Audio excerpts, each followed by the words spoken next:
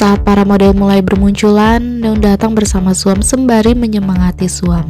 Dan begitu Suam masuk ke tempat acara, dia sontak mencuri perhatian semua orang dan para reporter yang heboh memotretinya. Suam yang tidak terbiasa dengan flash kamera jelas tak nyaman karena itu. Tiba-tiba Ruth muncul menggandeng tangannya dan itu berhasil membuat Suam jadi tenang dan bahagia. Neung agak cemburu tapi dia cepat-cepat menepisnya. Tapi Dadansu kesal setengah mati melihat pemandangan itu. Dia sinis menyindir Neung, dia pakai apa untuk menggosok gembel ini? Sabun atau sikat toilet? Suam cuma bisa dia menahan kesal, tapi Neung dengan pintarnya membalas sindiran dia dengan mengklaim kalau dia pakai sikat gigi, soalnya dia takut mulutnya bau. Apa ada pernah pakai sikat gigi? Buru-buru menyela dan bisa lebih sabar dalam menghadapi situasi ini. Dengan seorama dia berterima kasih atas kedatangan mereka dan memuji baju-baju cantik mereka, dan Suam bagus juga pakai produk asli. Udah sinis dia mau ke toilet saja. Kalau dia di sini terus bisa-bisa acara ini akan jadi kacau. Tiba-tiba seorang reporter meminta Ruth dan Suam untuk foto berdua. Ruth setuju dan Suam sontak menampilkan senyum penuh dengan kemenangan pada Suk sebelum kemudian pergi bersama Ruth. Su sinis menyindir Neung, dia benar-benar mengurus temannya dengan baik. Suam memang kelihatan lebih baik memakai barang asli.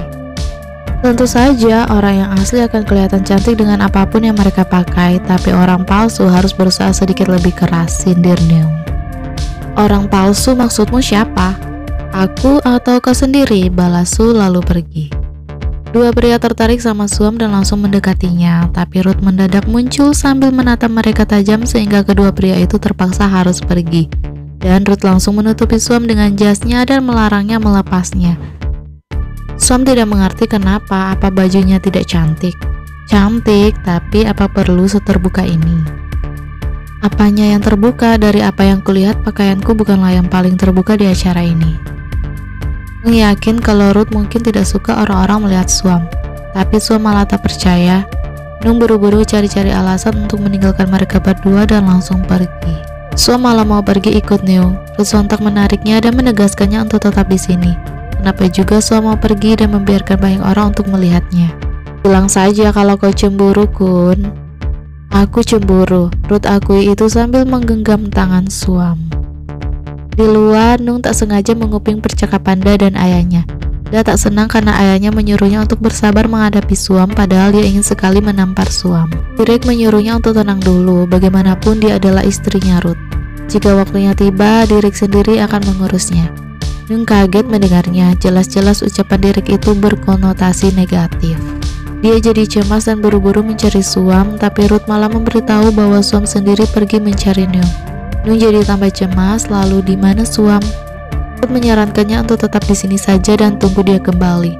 Kalau Neung berkeliaran, takutnya dia akan melewatkan Suam lagi. Neung cemas banget, tapi dia terlalu ragu untuk mengutarakan kecemasannya pada Ruth mengingat hubungan Ruth dengan Direk. Bukannya bertemu Neung, Suam malah berpapasan dengan Siaha yang menyapanya dengan seorama. Tapi jelas-jelas dia sedang menyindir Suam saat dia mulai membahas latar belakang mereka yang sama-sama tumbuh di lingkungan kumuh. Suam malas banget bicara dengannya dan mau pergi, tapi Siaha tiba-tiba membahas kakaknya dan membanding-bandingkan mereka yang jelas saja membuat Suam jadi cemas dan kesal memperingatkan Siaha untuk tidak mengganggu kakaknya. Siaha santai mengklaim kalau dia tidak mengganggu kakaknya, dia hanya memperhatikan. Wajar kan orang dari latar belakang yang sama saling memperhatikan satu sama lain. Dia sudah punya anak tapi masih cantik. Jangan ganggu keluargaku, ucap Suam. Aku kan sudah bilang aku hanya memperhatikan. Akulah yang mengurus lingkungan ini, aku hanya membantu siapapun yang butuh bantuan. Aku tidak keberatan biarpun kakakmu sudah punya anak dengan... Suam kaget mendengar kalimat terakhirnya itu. Apa maksudnya? Apa Siaha tahu siapa ayah dari anak kakaknya? Perhatikan saja dan lihatlah, mudah sekali mengenalinya. Tapi mungkin belakangan ini kau terlalu sibuk untuk memperhatikan keluargamu. Kalau begitu, aku akan membantu mengurus mereka dari kejauhan. Kuharap kau tidak tersesat di dunia high society ini terlalu lama, karena ini bukan tempatmu. Sini Siaha lalu pergi. Saat Siaha berbalik, tiba-tiba seorang pelayan wanita menubruk Suam dan membuat bajunya tersiram minuman. Merasa bersalah, si pelayan menawarkan diri untuk mencucikan bajunya. Suam tak mempermasalahkannya, tapi si pelayan memaksa dengan ketakutan. Dia takut ketahuan atasannya kalau Suam kembali ke pesta dalam keadaan seperti itu. Dia bisa kena masalah. Suam jadi kasihan padanya dan akhirnya setuju untuk membersihkan bajunya di toilet. Tak lama kemudian, si pelayan kembali membawakan hair dryer untuk mengeringkan bajunya dan segelas minuman. Dia berkata bahwa tadi waktu dia bertabrakan dengan Suam, dia memperhatikan wajah Suam tampak sangat pucat, makanya dia membawakan sirup untuk Suam. Sementara si pelayan mengeringkan bajunya, Suam buru-buru menelpon Oil untuk memastikan Oil dan Na tetap aman. Setelah memastikan mereka baik-baik saja, Suam pun meminum sirupnya. Tapi saat dia keluar dari toilet, tak lama kemudian tiba-tiba dia malah merasa pusing lalu pingsan.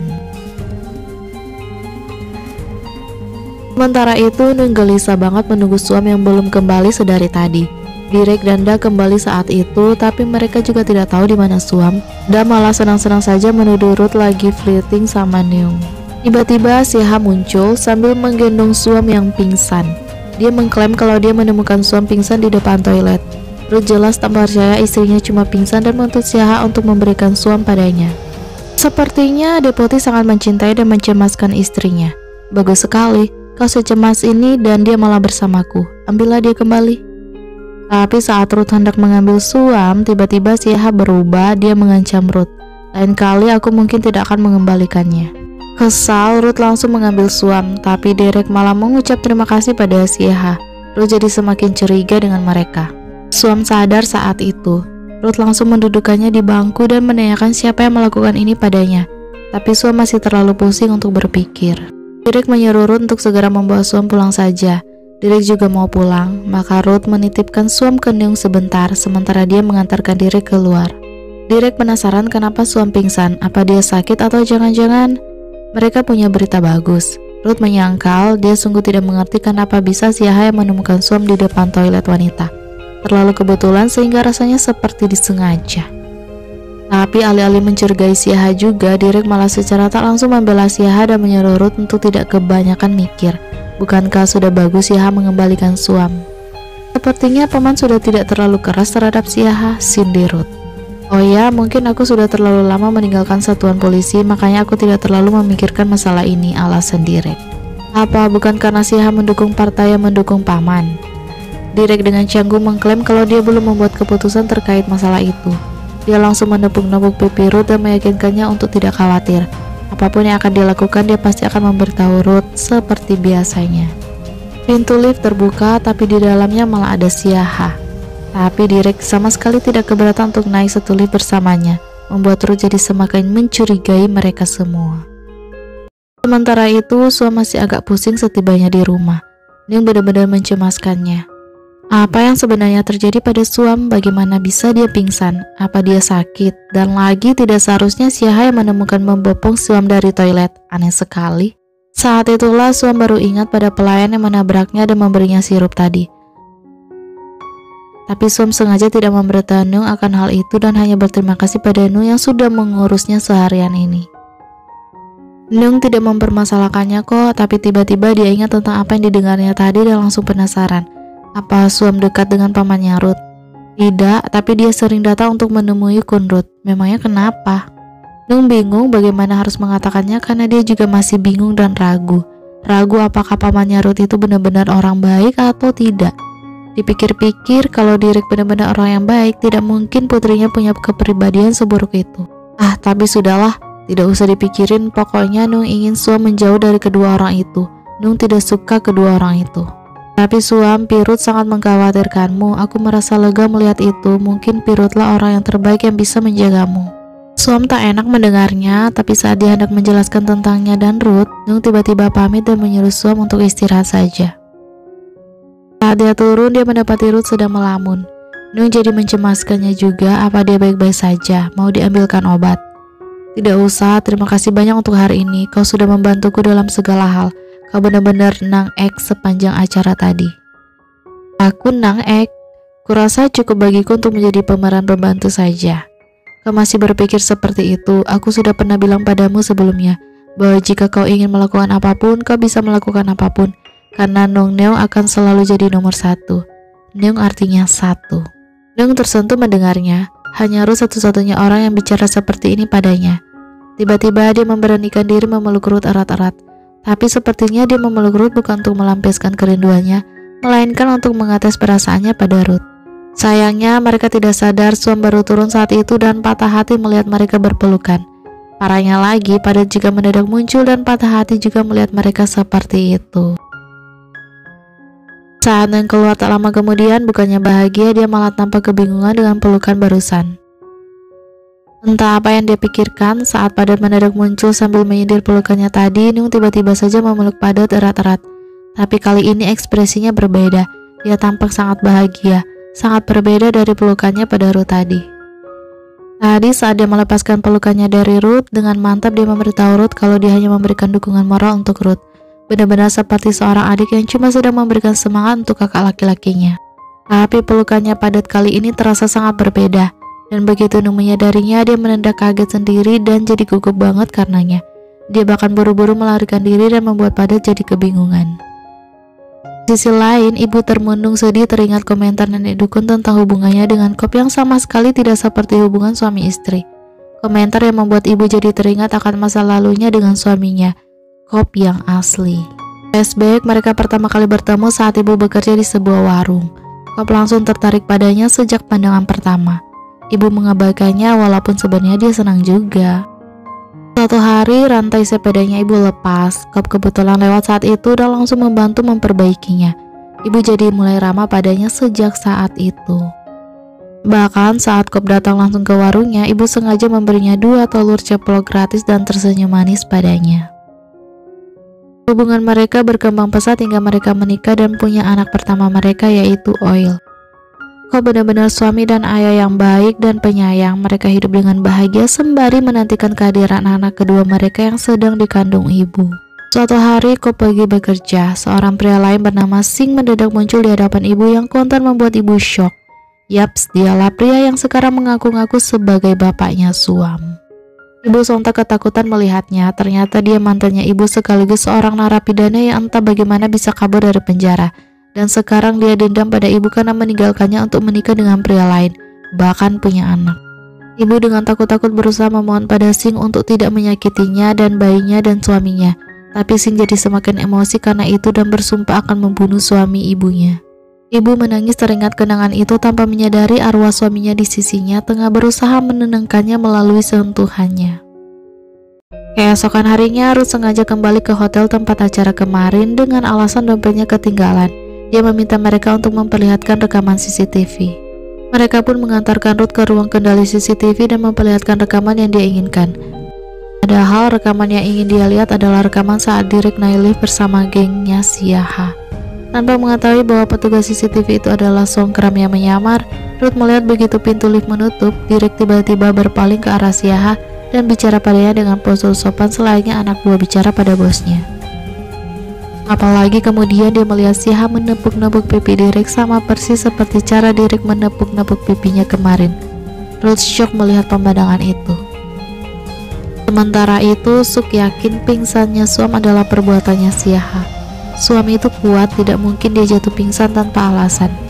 Bukan itu saja, Pi, sebelum aku pingsan dia mengancamku terkait Pi Oil juga. Kenapa dia malah berbalik menargetku? Karena sekarang ini kau adalah satu-satunya titik kelemahanku, Ruth. Suam tak percaya dia kelemahan Ruth. Dia malah yakin Ruth bahkan tidak akan peduli padanya biarpun dia mati. Dan pemikirannya sendiri itu kontan membuatnya sedih. Oh, kau sudah jatuh cinta pada target kita ya? Goda Suk. Dan Suam langsung terdiam dengan sedih. Suk jadi prihatin padanya, tapi bagaimanapun sekarang juga sudah hampir 3 bulan. Lebih baik Suam mulai menjauh dari Ruth sekarang. Suk benar-benar mengkhawatirkannya. Kasus ini mulai semakin menakutkan dan berbahaya. Songkram memperlihatkan rekaman CCTV Derek dan Siaha itu ke tim Snow White. Video itu bukti yang jelas menunjukkan Derek adalah orangnya Siaha. Damkon datang saat itu dengan membawakan hasil tes DNA rambut UU, pria yang ditemui Chana kemarin. Jadi setelah Chana membawa UU keluar kemarin, Damkonlah yang diam-diam masuk ke tempat persembunyiannya dan menggunakan keahlian forensiknya untuk mengambil helai rambut dan sidik jarinya UU. Jelas dari semua bukti yang mereka miliki sekarang ini, UU adalah orang yang membunuh Tum dan Bi. Chana memberitahu bahwa Cucai menunggu kasus ini mereda dulu. Baru dia akan mengirim UU keluar dari negeri ini melalui perbatasan Kamboja. Songkram tidak mengerti kenapa mereka tidak menangkapnya saja. Bukankah bukti yang mereka miliki sudah cukup kuat? Tuan tidak setuju. Jika mereka mau menangkap penjahat semacam ini, mereka harus menangkapnya saat dia tengah melakukan kejahatannya. Jika mereka gagal, maka mereka akan kehilangan kesempatan mereka. Lalu kapan kesempatan yang Anda maksud itu, Pak? Tanya Chana. Kita mungkin harus menunggu kurcaci ke-7, ujar Tuan. Siapa kurcaci ke-7? Kapan dia akan datang? Dia akan datang saat aku yakin bahwa si kurcaci ini bukan pemburu. Fakta yang baru diketahuinya hari ini tentang Derek yang ternyata palsu membuat Ruth jadi begitu sedih dan kecewa, sehingga dia mengurung diri di kamar mandi. Kekecewaan terhadap pamannya itu membuat Ruth jadi semakin gencar untuk menyelidiki mantan rekannya Derek, yaitu Tuan Tep, dan mendapati mereka sama-sama menangani kasus Kunwei 20 tahun yang lalu. Dan bersambung, kita lanjut di part selanjutnya. Bye-bye.